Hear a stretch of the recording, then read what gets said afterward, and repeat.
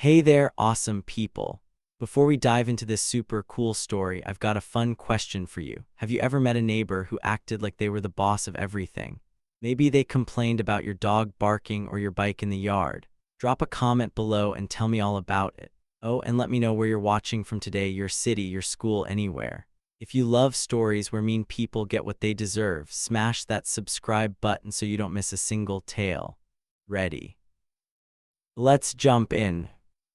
Okay, close your eyes for a second. Don't really, because you need to read this. But imagine a super quiet neighborhood. The kind where the grass is always cut just right, like a green carpet. The mailboxes shine like they're brand new, and every house looks like it's from a picture book. Kids ride their bikes down the street laughing. Birds chirp in the trees. It's calm, it's peaceful, and it feels like nothing exciting ever happens.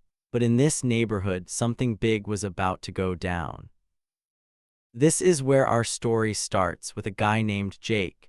Jake was new in town. He wasn't loud or fancy. He was just a regular dude who loved fixing things. Jake was a mechanic, which means he was super good at making cars and bikes run like magic. His favorite thing in the whole world, his motorcycle. Not just any motorcycle, though. This one was special. It was shiny and black, with a big round wheel in the front that gleamed in the sun. Jake had built it himself, piece by piece, like putting together a giant puzzle. Every time he looked at it, he smiled because it was his pride and joy. Jake's house was small but cozy. It had a little front yard and a driveway where he parked his motorcycle. He wasn't trying to bother anyone. All he wanted was to live his life, fix stuff, and maybe ride his bike on the weekends. Sounds nice, right? But not everyone thought so. See, there was someone in this perfect little neighborhood who didn't like Jake one bit. Her name was Karen. Now, when I say Karen, I don't mean just any Karen. This was a homeowners association Karen. If you don't know what that is, let me explain.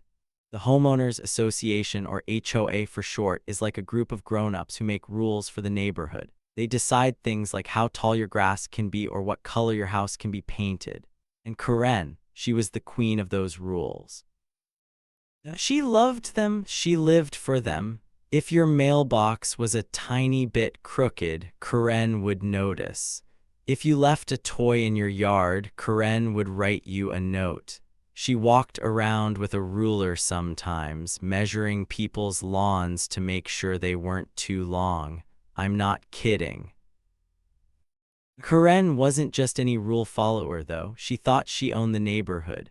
Like she was the principal of a school, except instead of kids, she bossed around grown-ups.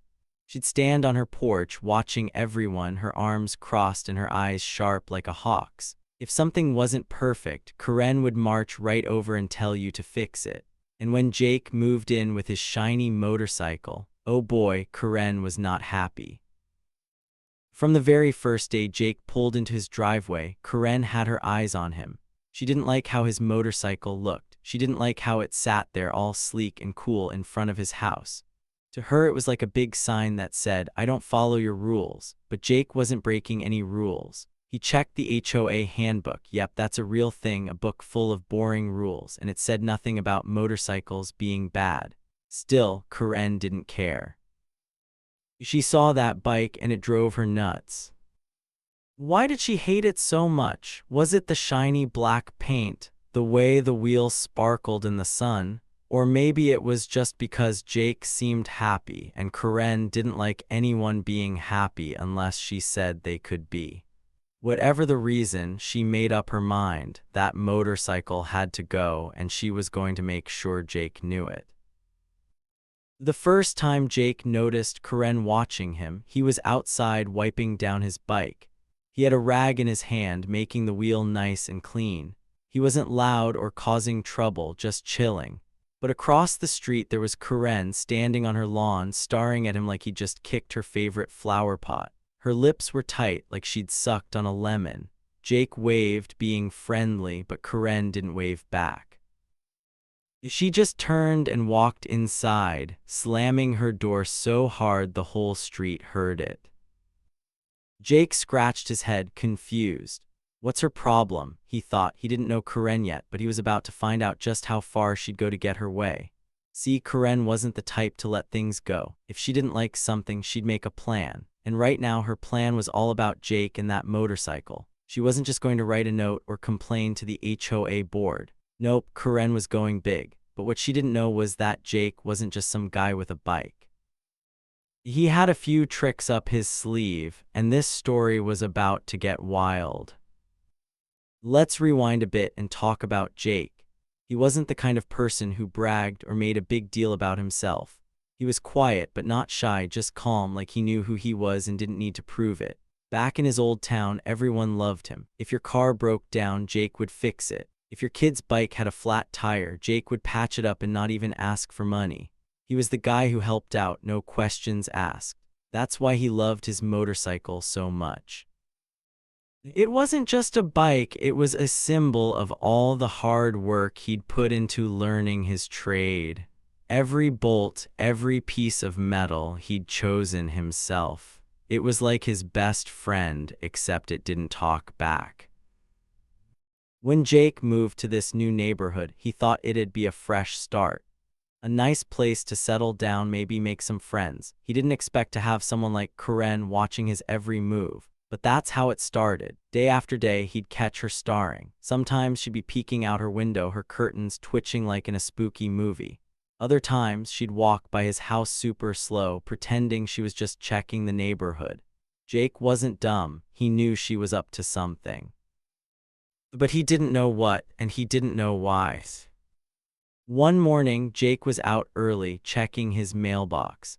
The sun was just coming up, painting the sky pink and orange. It was so pretty, he stopped to take a picture with his phone. That's when he saw Karen's car parked across the street. It was a big, fancy SUV, the kind that costs more than most people's houses. But something was weird about it. The bumper had scratches, like someone had bumped into a pole and tried to cover it up.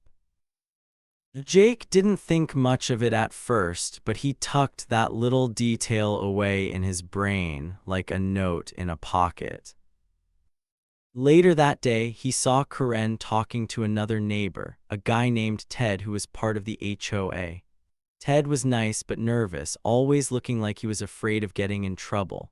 Karen was waving her arms, pointing at Jake's house, her voice loud enough to scare the birds away. "That bike is a problem," she said. "It's ugly, it's loud, and it doesn't belong here." Ted just nodded, wiping sweat off his forehead even though it wasn't hot. Jake overheard them from his porch, but he didn't say anything. He just sipped his lemonade and watched. Most people would have gotten mad or yelled back, but not Jake. He was the kind of guy who stayed cool, like a superhero who knows the bad guy about to mess up. And Karen, she was definitely messing up. She thought she had all the power, but she didn't know Jake was paying attention. He was noticing things like those scratches on her car, or the way she got twitchy when a police car drove by. Little clues that didn't make sense yet, but they were starting to add up. The neighborhood wasn't all bad, though. There were kids who thought Jake's motorcycle was the coolest thing ever. They ride by on their scooters, shouting, "Wow, that's awesome." An old lady named Mrs. Carter who lived next door would bring Jake cookies sometimes. "Don't mind Karen," she'd say with a wink. "She's just loud like a barking dog." Jake would laugh and thank her, but deep down, he wondered what Karen's next move would be. Every day, it felt like Karen was getting bolder. She'd leave notes on Jake's door written in big, angry letters. "Move that bike," one said. "You're ruining our neighborhood," said another. Jake didn't get mad, he just stuck the notes in a drawer and kept on living his life. But he couldn't shake the feeling that Karen wasn't going to stop. She was like a storm cloud, getting bigger and darker, ready to burst. What was it about that motorcycle that made her so mad? Was it just because it was different? Or was there something else going on, something Jake didn't know yet? One thing was for sure, Karen was planning something big, and Jake was about to find himself right in the middle of it. But here's the best part, she had no idea that her plan was going to backfire in the most epic way possible. So what do you think so far? Would you have ignored Karen like Jake did, or would you have told her to chill out? This story's just getting started, and trust me, it's going to get even crazier. Stick around because you won't believe what happens next. Jake was the kind of guy who didn't make a fuss. He was super calm, like a sunny day with no clouds. He lived in his little house, worked as a mechanic fixing cars, and loved spending time with his motorcycle. That bike was his favorite thing ever, shiny, black, and cool, with a big wheel that sparkled like a mirror. Every evening, he'd sit in his driveway, cleaning it or tightening a bolt, just happy to be there. But whenever he rolled that bike out, he'd feel eyes on him. Not friendly eyes either, mean ones, and those eyes belonged to Karen. Karen lived across the street, and she was always watching. Every single time Jake touched his motorcycle, he'd look up and see her standing there. Her lips would get all tight like she was biting a sour candy. Her arms would cross over her chest, and her stare was so sharp it could cut through a wall. You could almost hear her brain making plans like a villain in a cartoon. Jake didn't know why she cared so much, but one thing was clear. Karen hated that bike, and she wasn't going to let it slide. One bright, sunny afternoon, Jake was out in his driveway, wiping down his motorcycle with a soft rag. The sun made the bike's wheel shine like a brand new toy. He was humming a little song, feeling good when he heard footsteps. Not regular footsteps, angry ones, stomping like someone was trying to scare the ground. He looked up, and there was Karen marching right toward him. Her face was red, her eyes were narrow, and she was holding her phone like it was a sword. "That thing is horrible," she yelled, pointing at the bike's shiny wheel. "It's ugly, it's loud, and it's too big. It's making our whole neighborhood look bad. You're lowering our house prices just by having it here." Now Jake stopped wiping the bike and blinked at her, confused. He tilted his head, trying to figure out what she was so mad about. Ma'am," he said, keeping his voice nice and calm, "it's just a motorcycle. I don't even ride it at night. I keep it quiet." But Karen didn't want to hear it. She took a step closer, waving her phone in the air. "Don't you dare call me ma'am," she snapped like it was the worst word in the world. "I'm not some old lady. I'm calling the HOA board right now, and you're going to be sorry you ever moved to this street." Her voice was so loud, a kid riding by on a scooter almost fell off. Then she turned around, her shoes smacking the pavement, and stormed back to her house, muttering stuff about rules and fines the whole way. Jake watched her go, his rag still in his hand. He shook his head like he couldn't believe what just happened. "Wow," he said to himself, "what's her problem?" He went back to polishing his bike, but deep down, a tiny bit of worry started to grow. It was like a little seed in his stomach. What was this lady's deal, he thought. He didn't want trouble. He just wanted to live his life. But Karen wasn't done, not even close. The next day, things got worse. Jake woke up early and found a note taped to his front door. It was written in big, messy letters, like someone was super mad when they wrote it. "Get rid of that bike." It said, "You're breaking the rules." Jake read it and scratched his head. He knew the HOA rules. He'd read that boring book front to back when he moved in. There was nothing about motorcycles being bad. He crumpled the note and tossed it in the trash, but that little seed of worry got a bit bigger. A couple of days later, Karen struck again. Jake was in his garage fixing a neighbor's lawnmower for free when he heard a knock. It was Ted, the HOA president. Ted was a skinny guy with glasses, and he always looked nervous, like he was afraid of getting yelled at. Jake," Ted said, shifting from one foot to the other. "Karen says your motorcycle's a problem. She says it doesn't fit the, neighborhood look. Can you maybe park it somewhere else?" Now Jake wiped his hands on a rag and smiled, staying super chill. "Ted, the rules don't say I can't have a bike. I'm not hurting anyone. It's just parked in my driveway." Now Ted's face turned pink. I know, he mumbled, "but Karen's really upset. She's calling meetings and stuff. Just maybe think about it, okay?" Then he hurried away, like he was scared Karen might pop out of a bush. Now Jake sighed and went back to the lawnmower. He wasn't mad, but he was starting to wonder how far Karen would go. She wasn't just complaining anymore, she was trying to make his life hard. And for what? A bike, it didn't make sense. That weekend, Karen took it up a notch. Jake was outside checking his mailbox when he saw her across the street, taking pictures of his motorcycle with her phone. Click, click, click. She wasn't even trying to hide it. She stood there, snapping photos like she was a detective in a movie. Jake waved just to see what she'd do, but Karen didn't wave back. She glared at him, then walked away, her nose in the air. Later that day, Jake's neighbor, Mrs. Carter, stopped by with a plate of cookies. She was old and sweet, with a big smile. "Don't let Karen bother you," she said, handing him a cookie. "She's like a bee that won't stop buzzing, always looking for something to sting." Jake laughed and thanked her, but he couldn't shake the feeling that Karen's buzzing was about to get louder. Sure enough, the next morning, Jake found another note on his door. This one was even meaner. "Your bike is trash," it said. "Move it or pay a fine." Jake read it and frowned. He wasn't scared, but he was getting tired of this. He didn't know why Karen was so obsessed with his bike, but he could tell she wasn't going to stop. What he didn't know was that Karen was about to make a huge mistake, one that would turn this whole thing upside down. Deep down, Jake felt that little spark of worry grow into something else. Not fear, but curiosity. What's her deal? He kept thinking. He didn't say it out loud, but he was starting to watch Karen back. He noticed little things like how her fancy SUV had weird scratches on it, or how she'd get all jumpy when a police car drove by. They were tiny clues, like pieces of a puzzle he didn't understand yet. But Jake was patient. He wasn't going to fight or yell. He was going to wait and see what happened next. Karen thought she had Jake all figured out. She thought he was just some guy who'd give up if she pushed hard enough. But she was wrong. Jake wasn't just a mechanic with a cool bike. He was smart and he was paying attention. Karen was about to take things way too far, and she had no idea who she was really messing with. What was she planning, and why was she so mad about a motorcycle? Stick around, because this story about to get wild.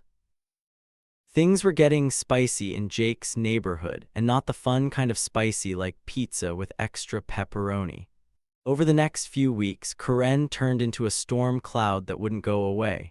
She was mad, super mad, and all her anger was aimed at Jake and his shiny black motorcycle. That bike, the one Jake loved like a best friend, was driving her bananas, and she wasn't going to stop until it was gone. Every day felt like a new battle.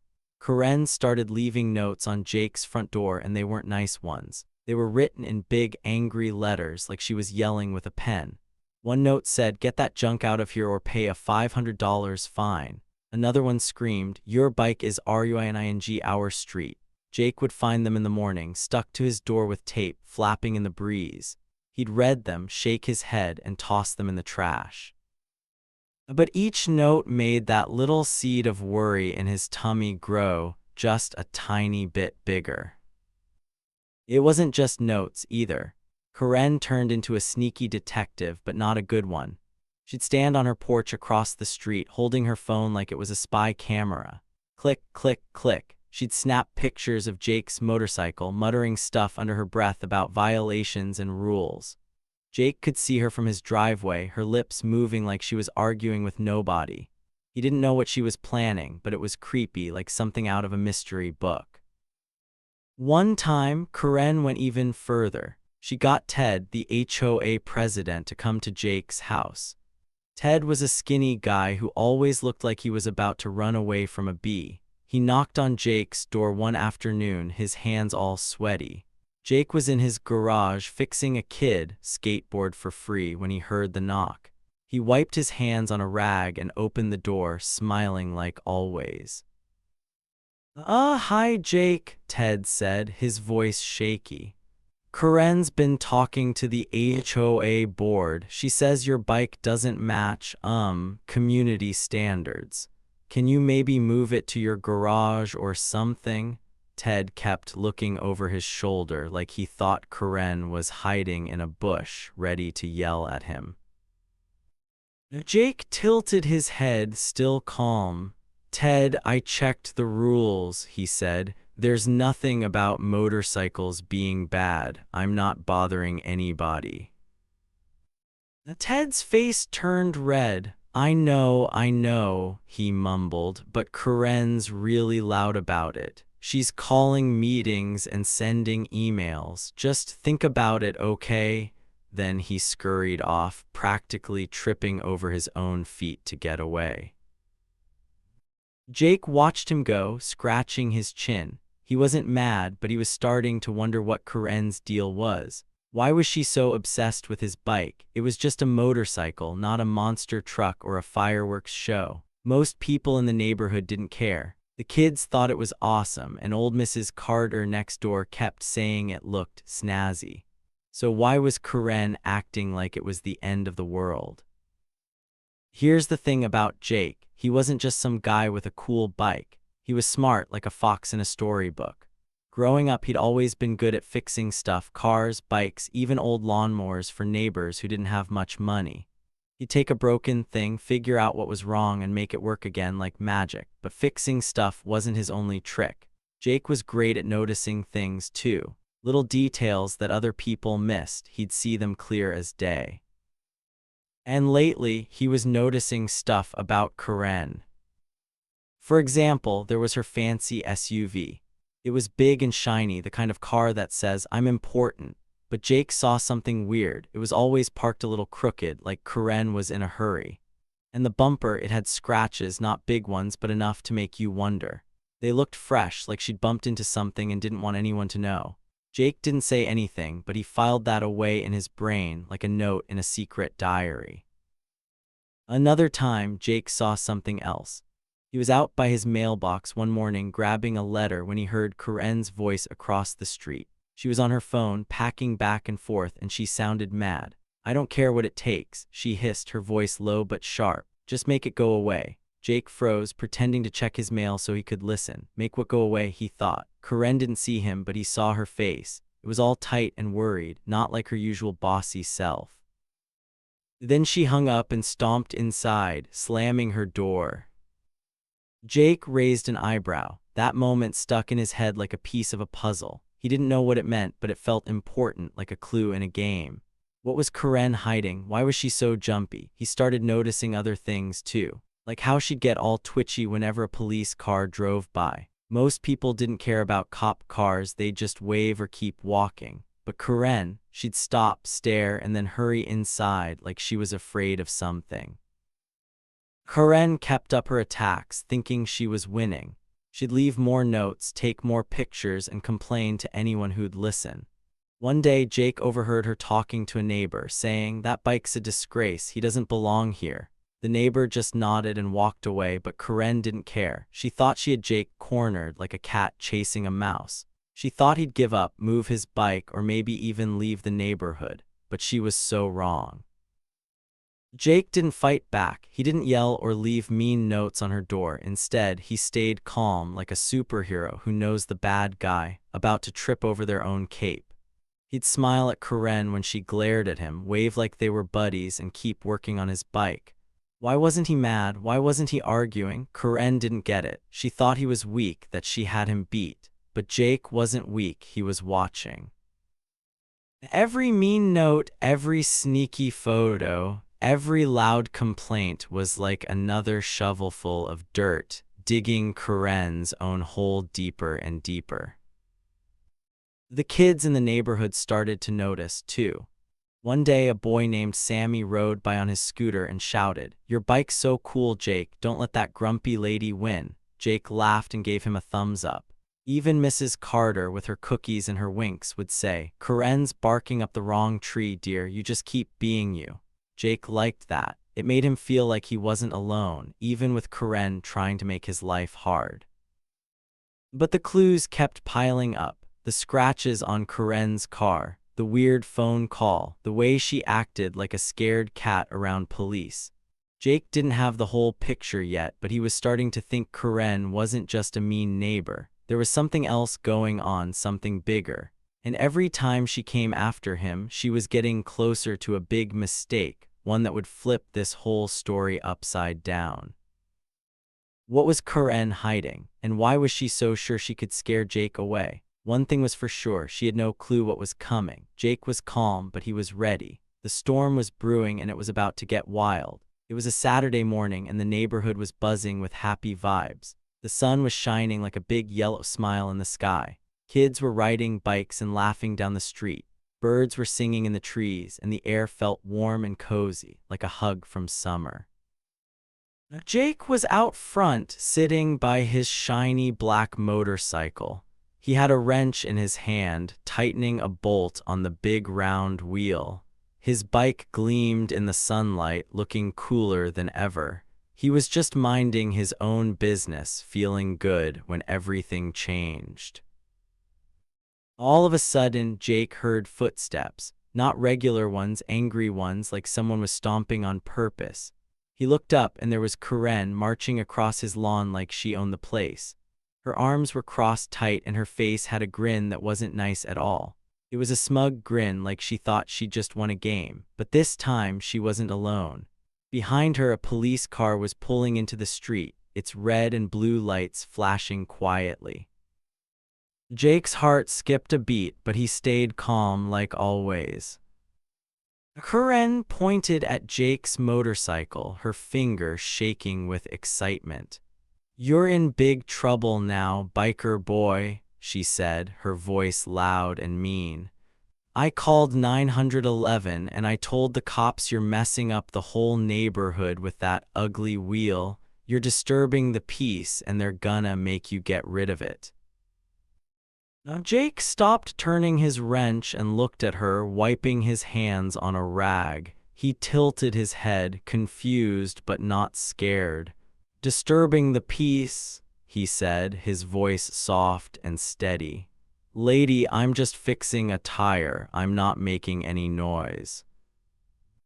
Karen laughed, but it wasn't a happy laugh. It was sharp, like a bark. "Oh, you can't talk your way out of this one," she snapped. "The police are here and you're done." She stood there, hands on her hips, looking like she'd just won a gold medal for being bossy. Just then the police car door opened and an officer stepped out. He was tall, with a serious face, and he walked over to Jake's lawn. Karen didn't even wait for him to speak. She started talking super fast, waving her arms like she was directing traffic. "Arrest him," she shouted, pointing at Jake. "His motorcycle's a hazard. It's loud, it's dangerous, and it's ruining our street. I've been telling him for weeks, but he won't listen." The officer looked at Karen, then at Jake, then back at Karen. He held up one hand like a teacher telling a kid to be quiet. "Ma'am," he said, his voice calm but firm, "I'm not here for him." Karen froze, her mouth dropped open, and her smug grin disappeared faster than ice cream on a hot day. What do you mean?" she stammered, her eyes getting wide. "I called you, I told you about him." The officer shook his head and looked right at her. His face was super serious now, like he wasn't playing around. "Mrs. Thompson," he said, using Karen's last name, "we got a tip about some suspicious stuff going on at your house. Mind if we take a look at your SUV?" Jake leaned against his motorcycle, his rag still in his hand. He didn't say a word, but a tiny smile crept onto his face. Suspicious stuff, he thought. Oh, this is gonna be good. Karen's face turned pale like she'd seen a ghost. Her hands started to shake and she took a step back. "My SUV," she said, her voice all wobbly. "There's nothing wrong with my car. This is crazy. I'm the victim here."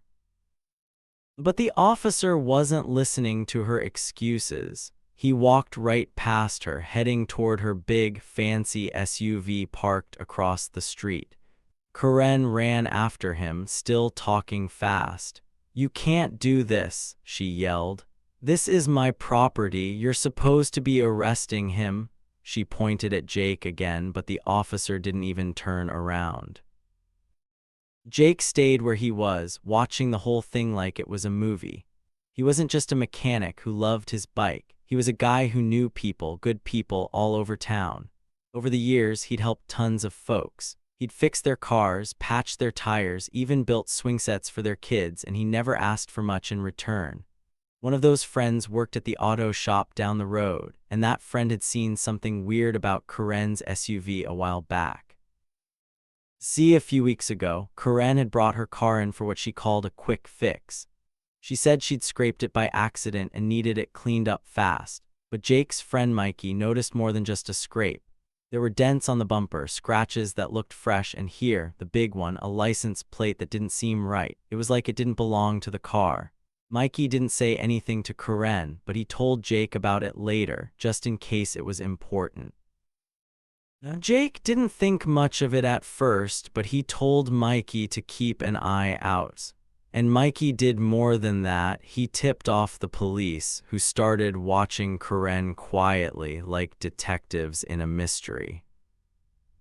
Now here they were. The officer reached Karen's SUV and popped open the trunk. Karen was still yelling, her voice getting higher and higher. "This is wrong, you're making a mistake," she cried. But then the officer stopped. Even from across the street, Jake could see his face change. He looked surprised, then serious, like he'd just found something big. The officer reached into the trunk and pulled out a stack of papers. They weren't regular papers like grocery lists or homework. They looked official, with stamps and fancy writing. Then he held up something else, a card that looked like an ID but not a normal one. Jake squinted and saw Karen's picture on it, but the name wasn't hers. It was a fake ID, the kind people use when they're trying to hide who they really are. "Ma'am," the officer said, turning to Karen, "you've got some explaining to do."